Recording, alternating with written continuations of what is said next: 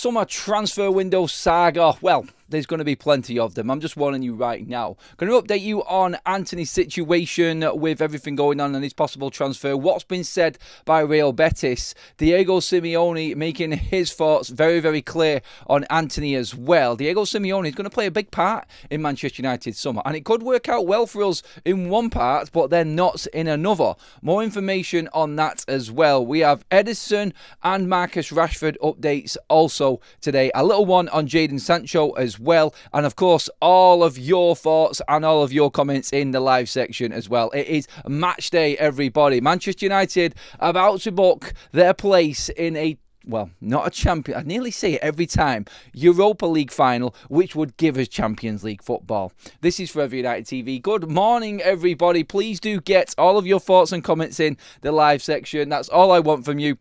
Don't need anything else from you. We're going to have a good old debate this morning on match day ahead of the game tonight. We're going to touch on that a little bit later on. Obviously, the content will be jam-packed today as well for the game against Bilbao tonight. But we're starting with your transfer updates and all the news going on off the pitch at Manchester United before we get into anything else. And it starts with Antony and what looks like is going to be a little bit of a saga. I mean, Antony is going great guns for Manchester United right now. And I say that even though he's not playing for us because he's going to fetch a hefty transfer fee. But Real Betis CEO has come out and has started talking what I would say complete and utter crap, basically. He's saying and talking about how he's looked after, how they've looked after Antony, how they've promised Manchester United this. He will play a certain amount of games, blah, blah, blah, blah. He's not your player. Stop talking garbage. We know what we have given you. We've given you a chance of making Champions League football because, yes, you managed to get something out of Antony, but he is still our player. And let's be clear on one thing. Manchester United will not be ripped off or taken advantage of anymore because Antony, like you have just said, has done well. Now, the CEO has also said, and this is a bit of a warning to Manchester United, if we don't accept the extra loan offer for next season for Antony, then they're going to walk away and look at other targets. Good luck explaining that one to the Betis fans as well then, especially if Antony helps you get to the Champions League and why you can't afford to spend that amount of money on a player that has literally given you absolutely everything and got you there. They're trying to spin this as to Real Betis are actually looking after Antony and have made him the player he is. He's found his level. Manchester United probably seen the potential, but he couldn't fulfill his potential at Manchester United. It's as simple as that. But their warning to Manchester United, I think, is probably going to go on deaf ears with what has been reported last night regarding Atletico Madrid's approach to Antony and Diego Simeone saying that he is his top target this summer, or one of his top targets this summer, and has told the board to go out and get Antony for next season. Now, obviously, Atletico Madrid are already pretty much secured in the Champions League. We all know that they can afford their wages, the wages of these players. We all know that they can afford the transfer fee where Real Betis can't. So when Real Betis' shout to try and warn Manchester United that they're going to look elsewhere, I honestly don't feel like it is going to cause Manchester United any problem at all. If anything, it's probably going to help Manchester United that Betis are trying to be stubborn with Antony because it just makes him look even more valuable. And when you look at the situation with him playing so well at Real Betis, getting him into the Champions League final, like I just said a moment ago, if them fans catch wind that Real Betis are not willing to go the extra yard and spend the money that he has earned them this season on bringing him in and keeping him there permanently, I mean, even if it's a loan, it doesn't look like you're fully committing to a player that has pulled up so many trees for you this season. So I think what the CEO is doing here at Real Betis is really helping Manchester United in the situation with Antony here because he's just going to keep on going and doing what he's doing. He's just going to get more and more loved by the fans. And in the end, the pressure will tell. And Manchester United could, in fact, have a bidding war on their hands with Antony this summer. And we might even be able to get more money than first thought for him. Now, that, I think, is key for this and how Manchester United play the summer out. They're not going to rush to get Antony sold and done within the first few weeks of the transfer window. That's a different side. United are happy to let this one wait out, I think, because you'll have other big clubs ready in bids for Antony. And I think what you're looking at there with the interest from Juventus and what they're doing over there in Italy right now, and then being back in the Champions League, wanting another player in, another forward in. We've discussed this before with the Rasmus Højlund situation as well. But Atletico Madrid, 100% interest in Antony, and Betis still wanted to keep him. You are definitely looking at around about 40 million quid for Manchester United and Antony out of the door.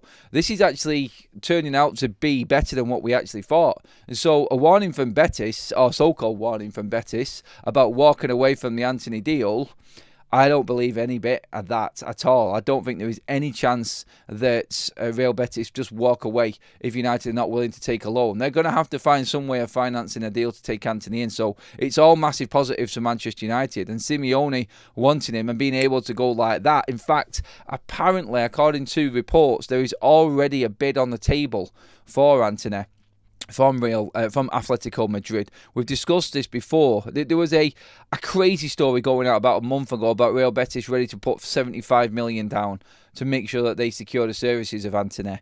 It was just made up of I think it was a 40 million down payment in euros this was, and then 35 in add-ons if he is successful to a certain level at the football club.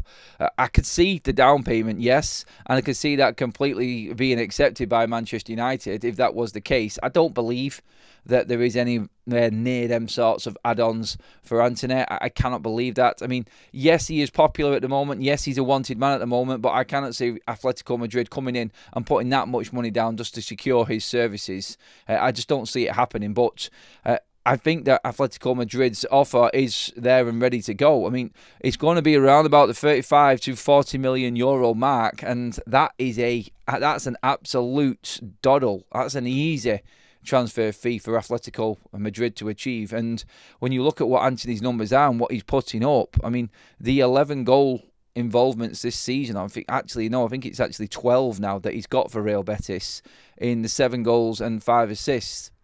It might be 4 assists, 1 or 2 of the other anyway, but them numbers alone, like we've said it many times before, they've propelled Real Betis into the Champions League fold and are literally on the cusp of qualifying. That doesn't go unnoticed. And definitely, well, he's performing the way he is in La Liga.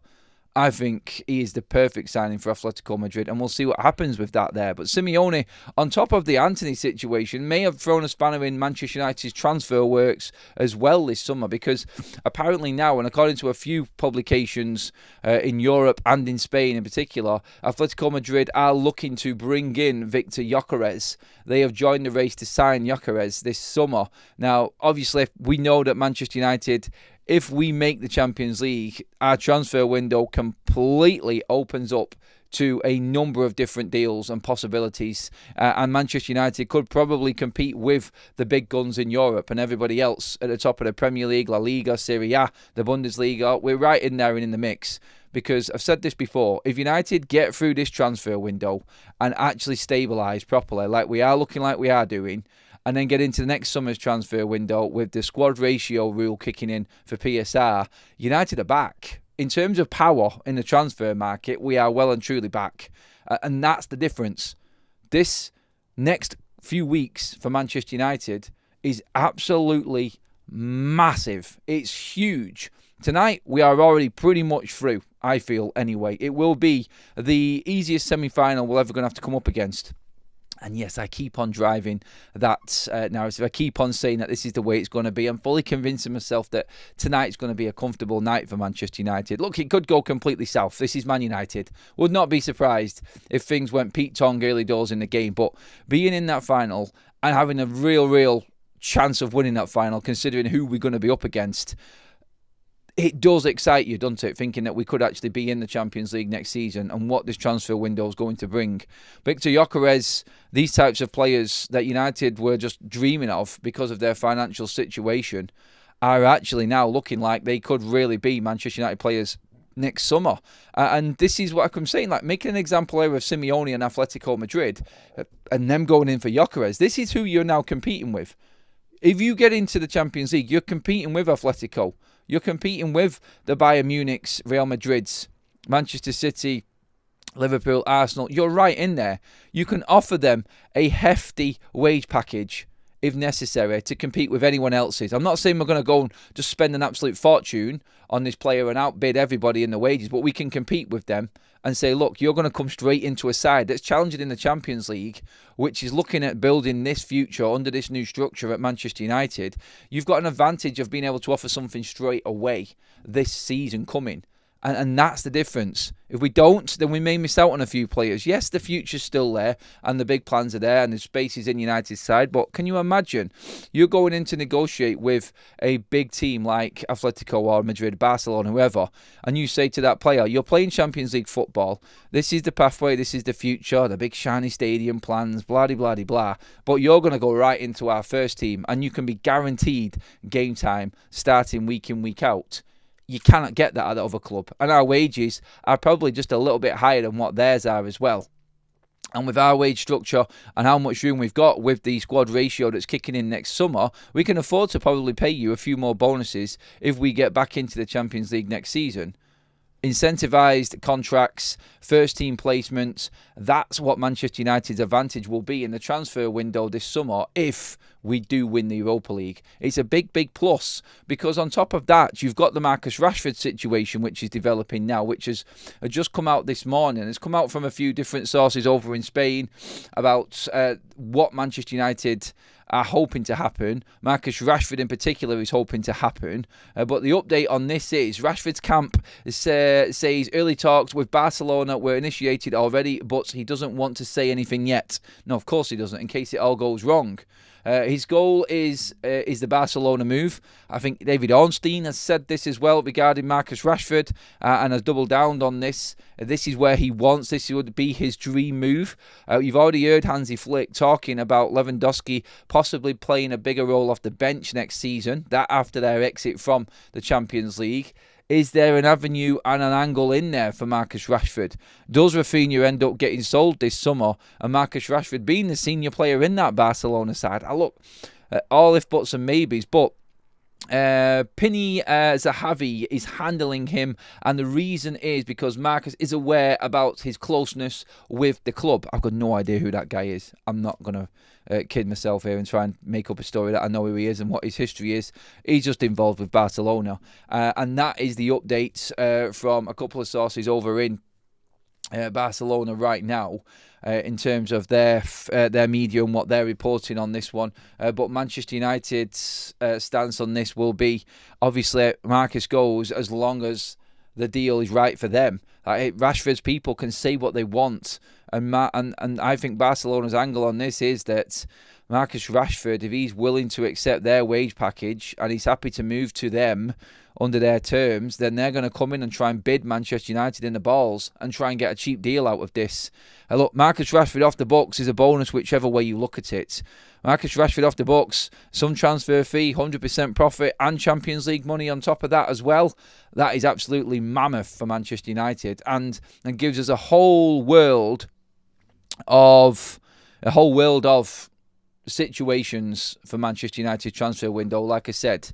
And what we've got to look at there is that wage structure that I was saying you could offer to a bigger player coming in. Like Gyokeres is going to be nowhere near the same money that Marcus Rashford's on. You're getting an out-and-out upgrade and on less money for a transfer fee that's probably covered with what you're getting for Marcus Rashford when you add in the PSR pure profit factor on top of that as well. That's absolutely huge. And it all does come down to the game. And it comes down to what happens over these next two games in the Europa League for Manchester United. And that's where it's absolutely massive as well. Because the update on Jadon Sancho on top of that as well, just where we're talking about the Rashford leaving situation and Antony, Jadon Sancho now looking more and more likely that he will stay at Chelsea. That we talked about this before, and it looks like Chelsea are going to trigger this. And more reports have come out that there has been a little bit of an upturn in form for Jadon Sancho. Chelsea's form is looking a lot better. Chelsea are looking pretty much nailed on for the Champions League places now, where I thought they would fall away. Great wins over the last 3 Premier League games for Chelsea, including that one against Liverpool. They have really, really cemented with everybody else falling away, like Aston Villa struggling, like Nottingham Forest now struggling. Newcastle dropping points as well. Like, Chelsea have just propelled themselves into that top 4, so it's looking good for Jadon Sancho. The word from Germany before as well was that Dortmund were going to be interested in Jadon Sancho. That is now not the case. Bild have come out and reported that Jadon Sancho is no longer of interest to the Bundesliga outfits. There are other clubs in the Bundesliga who would maybe be interested in Jadon Sancho, but at the moment, nobody's getting anywhere near his wage demands.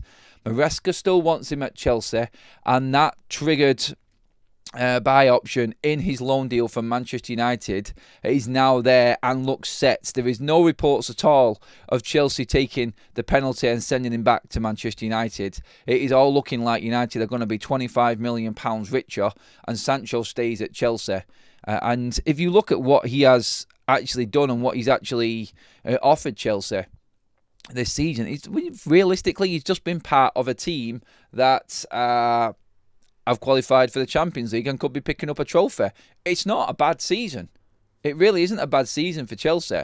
Felix isn't wanted. Mudryk is gone, obviously. And Jadon Sancho is there and he's helping Chelsea at the moment. So probably one more forward comes in, but it doesn't look like Jadon Sancho is going to be out of the door at Chelsea. He's going to be staying. That triggered 25 million is going to go on top of Marcus Rashford and everything else that I've just mentioned there on Antony's situation as well.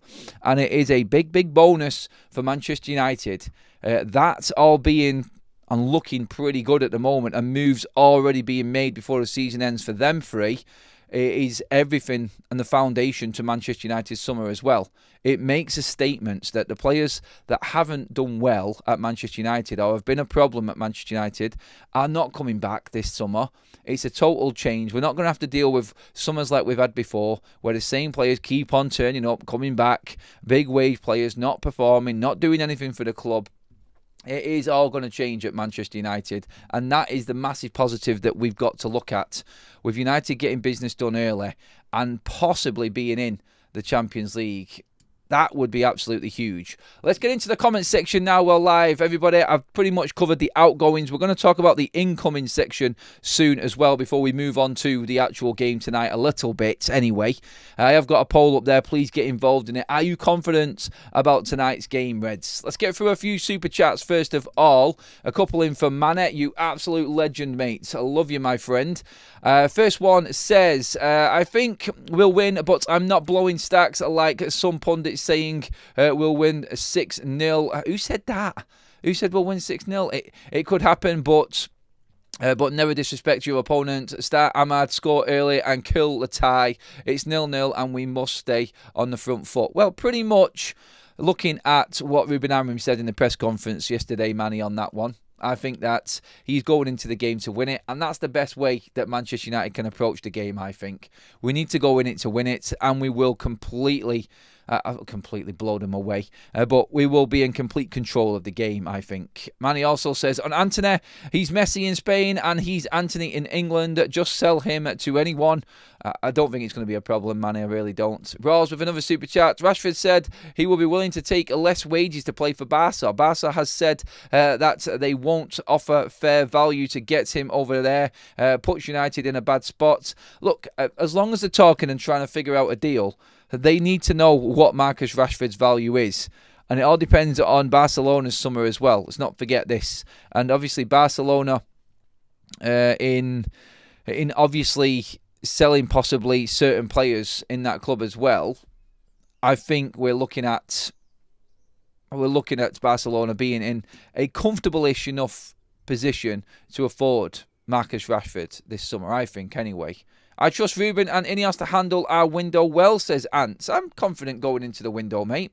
I really am. Thank you, by the way, everybody, for all of your likes already. If you do love the content, please do pop a like on the video, please, everybody. And yes, I am trying to get through as much as I possibly can. There's news coming into me all the time. At the moment, there is some more news regarding possibilities. Everybody's seen the pictures of Luis Campos with Sir Alex Ferguson last night in the PSG game. I'm aware of it. I'm not getting too excited about it. It doesn't really convince me still. Obviously, that was actually KO'd, or any report of Campos coming in as United sporting director. We've wrapped up the early poll as well, everybody, and we've started a new one. How much will United get for Antony this summer?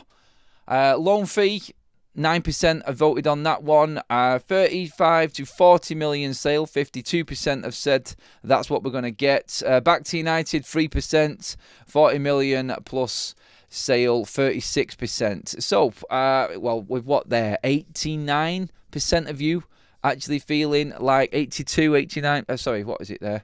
No, it is, yes, the majority there, 79% of you, is it? No, it's 89. Sorry, maths is all over the place. Thinking that Antony's definitely going for a fee. I like your thinking. I do. I like the thought of Antony leaving for money because that definitely, again, I said, like, Gyokeres is coming in to Manchester United, or if he comes into Manchester United, steady on Adam.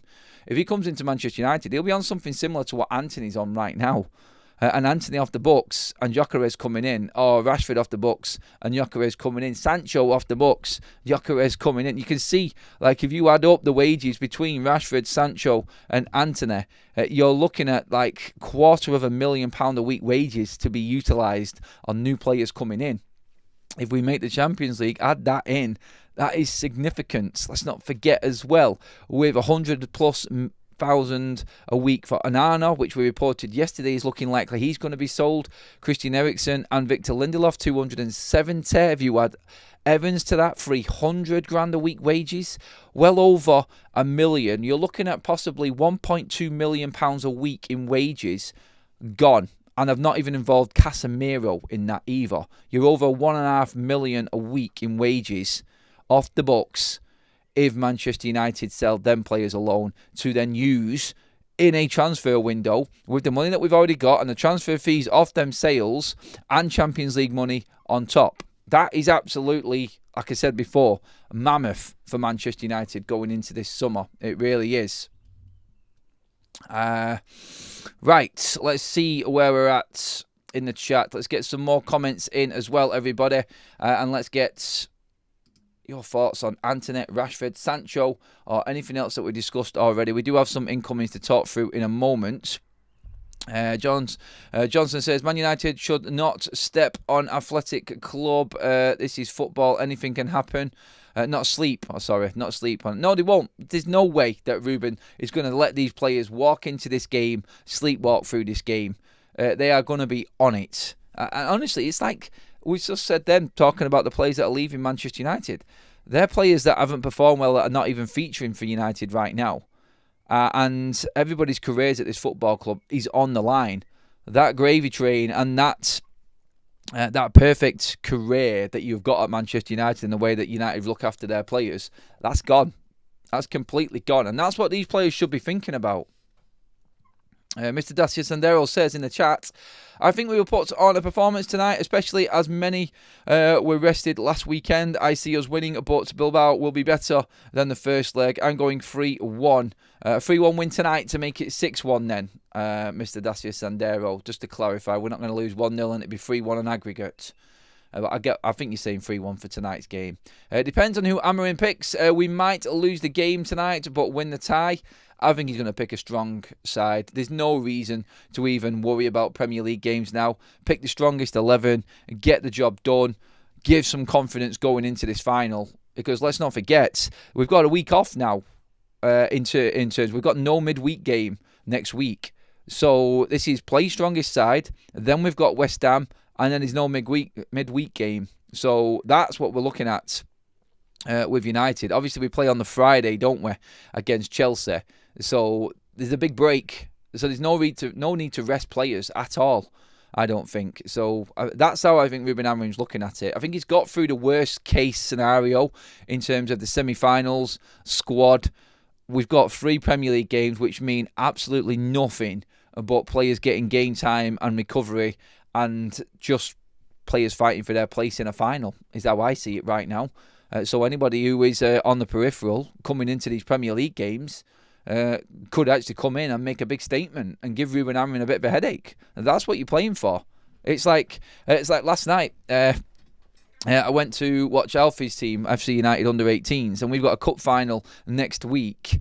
And we had a friendly last night, and it's like, can you be bothered? But there were some players that came into the game last night, absolutely tore it up last night, wanting a place in that final. It goes with every level of football. Manchester United players right now, looking at the West Ham and Chelsea game before that final, will be going, I can do something in this game. I think that's going to be the mentality tonight. I'm going to prove that I should be in this team. It has to be. That and the fact that you're trying to salvage your bleeding career, I think it goes a long way in getting a decent performance for Man United tonight anyway. But we'll see. I'm looking forward to it. I really am. It's going to be a great night. Me, Kaz and Saeed tonight will be in watching it. So plenty of content coming your way tonight. We are going to have all of the usual content throughout the day as well. We're probably going to be back around about 12:30 today as well, maybe with the warm-up, or it might even be the road trip. I've not even decided what it is yet, but there's plenty coming up, and you will be notified anyway through the key. What's the tab now? I can't remember what it is now. The community tab. Jesus, I've completely forgot what I was talking about then. Loads of mods and load of members in the chat as well. Good to see so many familiar faces today. I think everybody's upbeat and looking forward to the game tonight. We are not going to lose tonight. We are unbeaten in Europe, and we will keep it like that until we lift the trophy. Manchester United would have gone 17 games unbeaten if we are to lift the trophy. If we don't lose tonight, that is, we go 17 games unbeaten and lift that trophy. That is some form. Really, it's some achievements considering how crap we've been in the league. And again, I'll still maintain my view on this. Manchester United winning the Europa League is not going to cover up the absolute sham that was the Premier League season. Thank you for the gifted membership, Stu London as well. Thank you so much. And yeah, let's just get on. A lot of people asking for the old graphics to come back up on the screen. We just wanted to do it raw, people. That's what it was. It was just the rawness of everything. We only need you and me talking, don't we? But yeah, we may add some things back in just so we'll add something to the transfer window and the summer, I think, won't we? We'll up it. Anyway, moving on to other news with Manchester United. And again, this is more news coming out. Now, last night we talked about Juventus and their approach for Rasmus Højlund. And possibly offering Douglas Luiz in exchange. Now, that's doing the rounds this morning. Quite a few reports going on that this morning. Like, we covered it last night, so a little bit ahead of everybody. Not wanting to brag or anything like that, but yeah, I've seen all of the publications running with this story this morning as well. I'm like, okay, yeah, we did cover it last night, and there's been a load of reaction from that last night. And some people actually saying that Douglas Luiz would be a good acquisition for Manchester United if Rasmus went the other way. My only problem with that was that his injury record scares the living shit out of me, and obviously we're losing a striker, and we're going to have to buy two. It only happens if we're in the Champions League, and I don't see United prioritising Douglas Luiz if we get into the Champions League. The other reports in Italy, which are doing the rounds this morning, are on the man himself again. Yes, it is Ederson. Now, that is the midfielder I would take 100% over Douglas Luiz. Now, I get what Douglas Luiz brings. I get he is a beast of a player and was brilliant for Villa. And it's not worked out in Juventus. No, it's not. And again, I've said it before. His injury record is a massive concern for me. He's missed 16 games this season through muscle injuries. Not ideal when you're looking to build a team around a new number 8 who you're going to need to base your system on, who is going to be consistently in that starting 11. Ederson is, on the other hand, and Tutto Juve, I've been talking from the Italian side of things. Manchester United need to pay £42 million for Atalanta midfielder Ederson. And they are ready to sign Ederson if they succeed in bagging a place in next season's Champions League. And again, I think I've said this so many times before with Ederson. I feel like the deal is already done as long as Manchester United are in the Champions League. Negotiations were ongoing last summer. Ederson into the last 2 years of his contract. He wants to move on. Atalanta are ready to move him on. It will be around €50 million for them. This is an absolute bargain of a buy for Manchester United. It is, because this guy has got an engine and a reserve. He's just phenomenal. And he's exactly what this football team needs.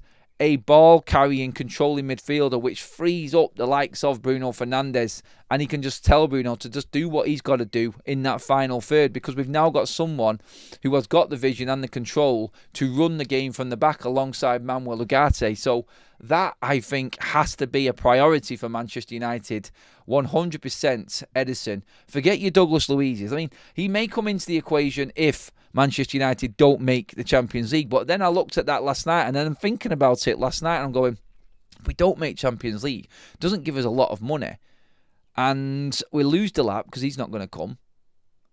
And Rasmus goes to Juve, leaves us no strikers with not as much money because we're out of the Champions League, out of Europe completely. And that's where I get a little bit worried and a little bit concerned with everything around the Douglas Luiz one. But I think Juve are definitely in for Rasmus. That's what we cleared up last night. And the main part of the video was how intent they are on getting Rasmus Højlund in this summer, Juve. So I think that's what we're looking at in that deal. It wasn't so much the Douglas Luiz video. It does add a little bit of debate to the transfer, but I think it's more like Juventus being hell-bent on getting Rasmus Højlund in this summer. And Napoli are not leaving this negotiation table either with Rasmus Højlund. It is starting to bubble up regarding the Rasmus Højlund situation right now. Do you know what's going to happen? I know that this now, going forward, Rasmus Højlund's going to have an absolute belter of an end to the season. He is.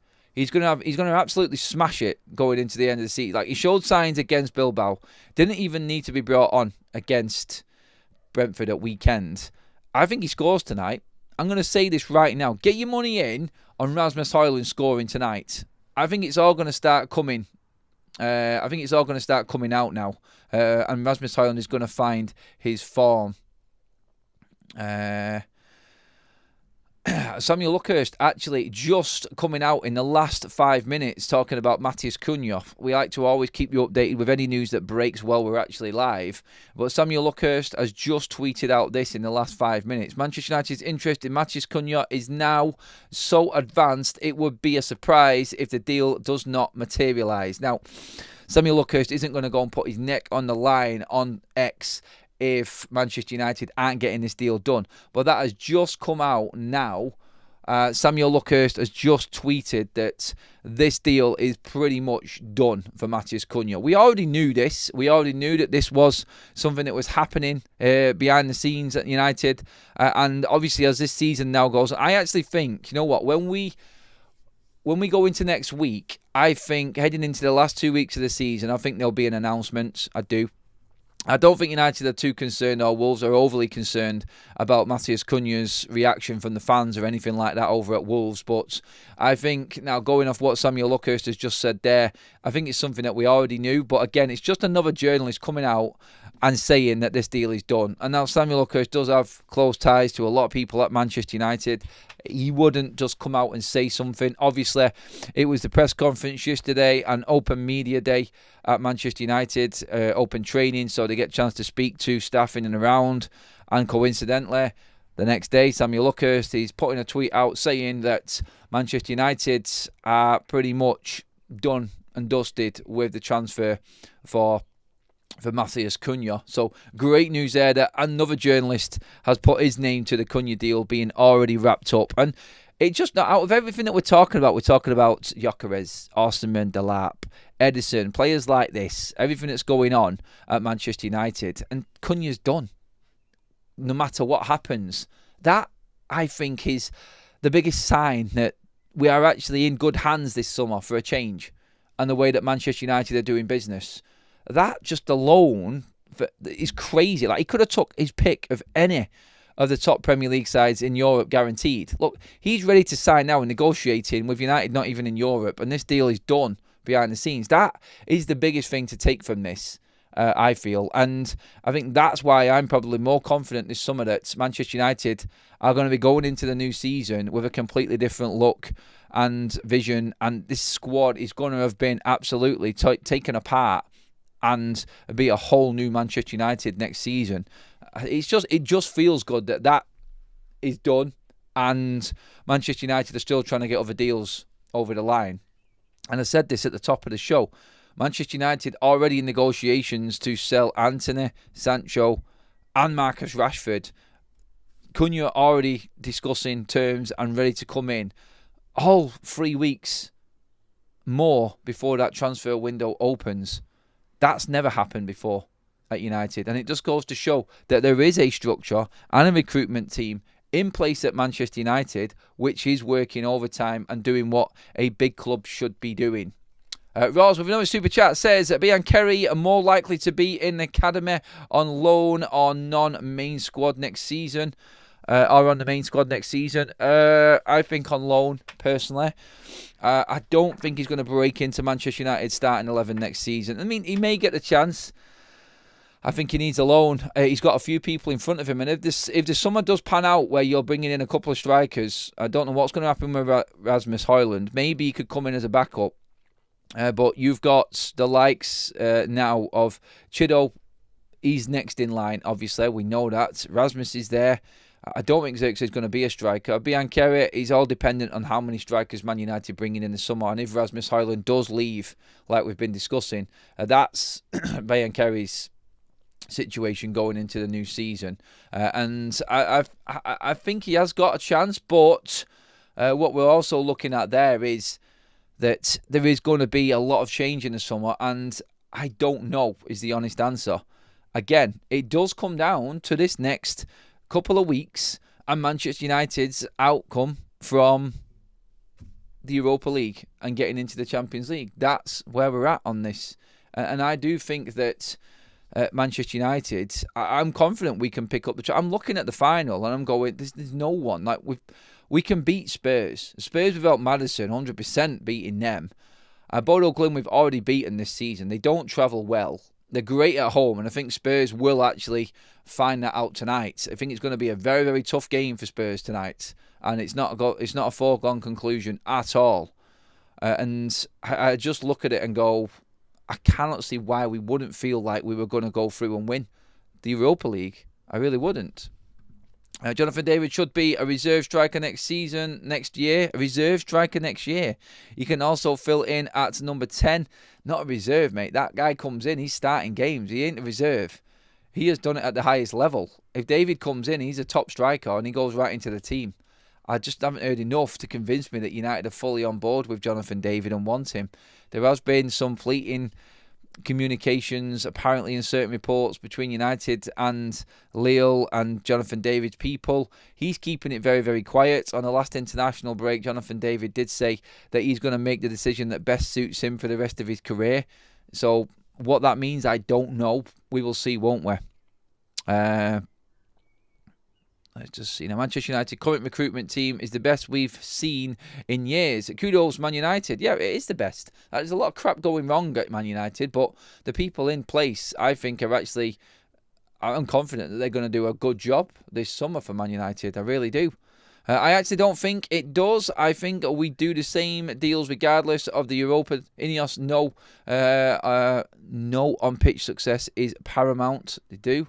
Spurs will bottle it in the Viking country, says Manny. I think they will, mate. Red Army Reaction says that we are where we are. Let's bag this competition and start strong next season. That is non-negotiable. Ricardo says, y'all think Cunha is world class. I saw him at Terza and Atletico, and I think it's a meh. Good signing, gone from zero to hero in the last years. I give you that, but can't United do better? To be honest, mate, you've got Premier League proven in the last 2 years, and is getting better and better. Like, you've got to look at that, and you've got to say, look, I could easily say that I watched Kevin De Bruyne at Chelsea. I watched Mo Salah at Chelsea. And yeah, it didn't do much there. And then they went and smashed it in the Premier League. This could be exactly the same scenario as Cunha. It depends how you want to look at it. You can look at it negatively, yeah, and be sceptical because it's Man United and things haven't really worked out for Manchester United with big signings before. But this one I think fits. It feels like it fits. And you could all look back on this video or other videos where I'm saying the same thing and go, look what he was saying back then, and now look at him moaning that this hasn't worked out. Look, you have to be upbeat and think that Manchester United are going to change. Look, it can't get any worse, can it? I just feel like Manchester United are in a different place to where we was a few seasons back. And that summer where United, the first 2 summers of Ten Hag's tenure at Manchester United, honestly, in the excitement and the carnage and then the come down from them windows, I don't think we're going to get that again. I don't. I think we're in a more sensible position. Club sources say Alejandro Garnacho wanted to do it, as in the press conference himself, as he recognised he had never sat in for pre-match duties before. All right. Credit to you, Alejandro Garnacho, for doing that. I was blaming the club yesterday. I'm not going to hide away from that. I was saying it was ridiculous putting Garnacho under the spotlight there with everything that's going on. But if he has said that himself, and Luckhurst has just come out and tweeted this, saying that it was Garnacho who wanted to put himself forward and put himself under the spotlight in front of the media, credit to him, because he has been criticised by me and by a lot of Man United fans this season. I see a change in Garnacho. I really do. As much as I've criticised him and still think he is definitely going to be a target for leaving Man United in the summer because of who we're bringing in, I cannot argue with how Garnacho has conducted himself on and off the pitch since he had his tit for tat, but since he had his discipline issue with Ruben Amorim. I have to give massive credit to Garnacho. Going from January and the whole possibility of him leaving, I'll call a spade a spade. They're going to say it as I see it. Garnacho stood up. I still don't rate him as the absolute quality player that we need. Maybe time will tell and he may improve. I just don't think Ruben's got the time to work with him, and I don't think Garnacho's going to be happy with his game time next season. And it's the only reason I'm saying I think he's going to go, because of that. Because he doesn't start ahead of Ahmad, Cunha or Bruno in the 10. And if we get Champions League football and Edison comes in, then Bruno is going to be forced to play in the 10 more. Bruno's not going anywhere, as we've discussed already. So, yeah, Garnacho's game time is going to be limited. Very limited, I feel. So, that being said, I still like, from what's been said there, from Samuel Luckhurst coming out and saying it was Garnacho put himself forward. Look, I can only praise him and heap positives on him. I think his work rate has been exemplary. I think he's grafting, he's trying, he's doing everything. I think the penny has dropped with him. I just don't know if it's too late. I hope he stays and he's a squad player for Man United in a rotation within a Champions League campaign next season and United getting better. I really do. He said himself he's got a contract till 2028. He's happy at Manchester United. I hope that's the case. I really do. And I hope he stays. I just think I think he will end up leaving because of what's in front of him next season. I can't help but think that. And I hope I'm wrong. That's all I'll say on Garnacho. Well, credit to him. And I do see that change. And I see it being a big positive for Manchester United. And Ruben. Like the Ruben effect. I do. I've seen players go. I think I've seen a lot of fans criticising Ruben Amorim. Obviously, results are not great. And everyone's saying, what has he done better than what Ten Hag did? What's improved at Manchester United? I see certain little individual moments in certain players that have changed under Ruben Amorim. Garnacho being one. Rashford wasn't willing. He's out. Antony was told straight and showed the character to leave and go make something of himself in Spain. Sancho was already dealt with before Ruben came in, so we can't even judge him on that. I like the way that he's handled Casemiro and brought Casemiro in. Yes, individual errors are costing us massively at the moment, but that's not all Ruben Amorim's fault. This story on Garnacho is actually a big positive for Manchester United and a big positive for Ruben Amorim as well. And I think he needs to take some praise for this, Ruben. And people are not going to. They're going to look at the bigger picture, which is fair enough. United are crap and we're not doing enough. But there are little things that you can look at if you want to be positive, that is. And I know it's a big once and it's a big if because we have had a nightmare season. But if you want to find a little bit of positivity inside Manchester United right now, then you look at Ahmad, you look at Garnacho, you look at Bruno's form, the situation with Casemiro, the revival of Harry Maguire, things like this. Certain things are happening inside Manchester United which are a little bit upbeat and give you that good feeling again, like there is a togetherness. And obviously we're going to need that to get ourselves through this Europa League campaign and finish it off strongly. But I think there is a lot of negative out there at the moment, and look, I've been negative. I'm going to admit it. I've been part of driving the negative train with certain things that go on at this football club, but I'm always going to say what I see. I'm not going to try and hide behind the fact that I've said that Garnacho is going to be leaving United. I think he will, but I'm still going to say that it's a big positive on what's happened with him and Ruben Amorim, and that gives me confidence with other younger players coming through under Ruben Amorim's control. It does make you feel like Ruben knows what's necessary and why you want to give him a chance after this transfer window rather than judging him now. Like, I know a lot of people have given up on him. I do. And this season is unacceptable. But little things like this give you confidence that something can change in the future, I think. And that's what I cling on to anyway as a United fan. Manny with a super chat says, if anyone can transform Garnacho, it's Bruno and Amorim. Don't be surprised if Garnacho is reborn in the 10 in summer and becomes a great asset for United.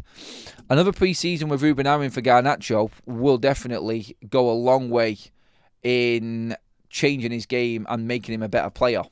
Oh, Zane, he's in the chat. Tell you what, Zane, credit to you for coming in and super chatting, mate. After last night, we would have won if not for Donnarumma. Have fun in the. Is that supposed to say BTEC? Oh, come on, you're that mad that you can't spell league and you've put a C down instead of B, because it is B, because it is the second competition, mate. So you've got to say BTEC, Zane, and you spelt league wrong. I don't know where you're going with that one. You're obviously really miffed off that Arsenal went out last night. But let's be honest, PSG were better. And we're not listening to what Arteta said. It is another season without a trophy for you boys. And yes, nearly 700 million spent for no trophy. Just that's what you've got to deal with, mate. You've got to handle that. But credit to you for coming in the chat even after you lost, buddy. Never mind. Just listen to Mr. Evra. He will make you feel better. Garnacho shoots 20 times and scored one instead of passing the ball. He's getting better at the passing side, though. He had a great assist and a great goal against Brentford at weekend. So, yes, I get what you're saying, and I've said this before. He frustrates the hell out of me. He really does. But look, he had a good game against Brentford, and I cannot say he didn't. I'm just going to say what's in front of me, buddy. Garnacho has more growth opportunities in Manchester United. When we qualify for the Champions League, Garnacho's game time will unstoppable. Will be unstoppable, you're supposed to say. We need a quality bench next season. Strength in depth, Prenzo. 100% right, mate. Well said. Strength in depth is everything Manchester United need next season, especially if we're in the Champions League anyway. Fitz Nutrition says, random question. If you had a free shot at coaching Manchester United, your plan for keeping the fan base stable. My free shot for coaching that. So would that mean who would I get rid of? How would I approach the new season? It's a good question. I think it's a bit general overall. But if I was going to be Man United coach and I was going into a new season, I'm guessing you mean off bringing players in and out. Keeping the fan base happy. Right now, I think it's an easy job, mate, because the fan base is the lowest it's ever been. Yes, we've got the Europa League, and it will salvage a little bit of hope. That's it, just a bit of hope. But if I was appeasing the fan base, I would be getting rid of Andre Onana and bringing a new goalkeeper in. I would be going out and getting a proper number 8, like Edison. I would get Victor Gyokeres alongside Matheus Cunha. And then I would sell, obviously, Onana. I would sell Casemiro. I would sell Antony, Sancho, Rashford, raise some money through them players. And I would keep Garnacho as a squad player if he wanted to stay. That's, I think, would appease the fans. They're deals that I think Manchester United can realistically make this summer. So I will go with that, Fitz Nutrition. Thanks for the super chat, mate. And hopefully that does happen this summer. I think that's a reality. I do. I think that is a big reality for United. By the way, I would keep Rasmus Højlund as a backup striker to work under Gyokeres on that as well. We don't need to sell him. I would keep him another year, and then I think he's more valuable for us in the next transfer window anyway. So keep Rasmus. So your order would be Gyokeres, Rasmus, Chido as your three strikers. I think that works in the age that they are in the development stage of their careers. Plenty of time with Gyokeres, plenty of time for Rasmus to learn off him, and likewise Chido coming in behind, conveyor belt there for the next decade and so. Yeah? Cunha, Bruno, Ahmad, Garnacho, Xerxes, and Mason Mount as my 10s as an option rotational-wise. Yeah, happy with that. Edison alongside Collier, alongside Agate, and obviously Kone coming through. We could do with another midfielder, to be honest. I would, if we had the money, go out and buy Joe Bellingham as well. And then you got 5 midfielders there of different ages and experience. That works. Centre-backs, I'm not too concerned about at the moment. I would bring in Jonathan Tah on a free transfer if we can, just to add a little bit of depth and experience for the Champions League. Bring in Milinkovic-Savic as a goalkeeper. Push, possibly. The news of Mantato signing his contract yesterday was big, because I think he could do a job at right wing back for Manchester United. That could be something that saves Man United a little bit of money going into the future as well. So we'll see what happens with that one. Look, I think that is everything. United Spotlight. I'll back Amorim to Xmas, see where we are then. But for the form right now, cannot be used as an excuse for him. Players, system, whatever we have got worse under him. But we have to hope he can turn it around. Fair. I think I've said this before. If it doesn't change for Ruben Amorim going into next season, if it doesn't change by October, November, we're still bottom half of the table. I think he gets sacked. I've said this before. Big statement, because I'm backing him all the way. I just know what's happening, and you know how things work. He'd be well over a year into his contract by that point. And I think judgment will be there. Double A's in the chat. Hello, Double A. Good to see you, my man. Are you going to the game later, mate? Hopefully you are. Hoping to see a few people later. So if you're at the game later, me and Kaz are there. Come and say hello. We'll be over in Central Bay before the game, everybody. Having a couple of drinks. So if you are out and about and you're at the game tonight, make sure you come over and say hello. And if anybody wants to actually get their thoughts across, we might do a couple more fan reactions after the game tonight as well. Do give us your time if you're out and about. Going to be an absolute side sat with us tonight as well. It's going to be an interesting game sat with the man himself. So yeah, really looking forward to the night tonight. It is going to be, I think it's going to be a good one. I really do. Yes, Double A is there, so I'll see you there, matey. Right, everyone, that pretty much finishes the show. Another extended version this morning again. Absolute legends. Well over 300 likes. If you love the content, make sure that you do give it a thumbs up, everybody. On the poll, by the way, we've had over 1,100 votes on the poll, which is mega. What do you reckon Man United will get for Antony? What fee? Loan fee, 35 to 40 million. Back to United, or 40 million plus. The winner is 35 to 40 million pound sale for Antony. I'll take it right now, please. Everybody, thank you so much. Absolute legends. The comments have been absolutely banging today. Loads of super chats, loads of people getting involved, new members. Quick thank you to all of my donators this morning, which includes Mane, Roz, Ant, London, of course, Zane and Fitz Nutrition at the end there as well. Mods, outstanding job in the chat as well this morning. Thank you so much. For all of your work and effort in there and keeping everybody happy. New members, new subscribers. This is Forever United TV. I'm Adam. Enjoy your day. I'll be back around about lunchtime with more updates and probably a big warm-up towards what is going to be a massive night for Manchester United. But until then, thank you, everybody.